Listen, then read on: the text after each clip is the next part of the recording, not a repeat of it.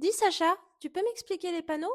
Les panneaux, rien de plus simple. Pour commencer, il faut les distinguer en plusieurs types. On a les panneaux de danger, d'interdiction, d'obligation, d'indication, de direction et de localisation. Oh là là, c'est compliqué à retenir tout ça. Mais non, Nina, en fait c'est très simple.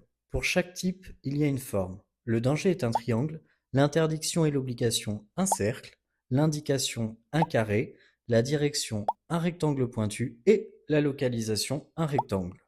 C'est pas facile, certains ont la même forme. Comment on fait pour savoir lequel est lequel? Mais justement, j'y viens. Après la forme, il y a la couleur. Le danger, par exemple, a une bordure rouge et un fond blanc s'il est permanent, ou une bordure rouge et un fond jaune s'il est temporaire. Du coup, pour différencier une interdiction d'une obligation, la première est entourée d'une bordure rouge, alors que la seconde a un fond bleu. Et pour les panneaux d'indication, c'est pareil. Selon le panneau, il sera soit bleu avec une bordure blanche, ou alors l'inverse. On peut avoir par exemple le panneau de circulation à sens unique et le panneau de terrain de camping.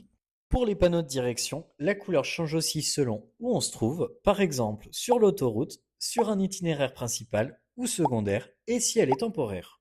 Et pour finir, on a aussi les panneaux de localisation avec les panneaux de ville et les lieux-dits. Mais on n'a pas parlé du panneau stop. Et oui, Mini Capi, en 2 minutes, on peut pas voir toutes les exceptions.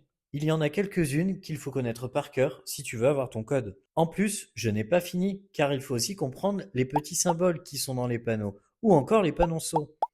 Et pour avoir plein d'exemples, tu peux aller voir tout le cours sur le site permisécole.com qui est très complet. Allez, une question pour la fin, Nina. Dis-moi, saurais-tu reconnaître ce panneau? Ah oui, je le connais celui-là.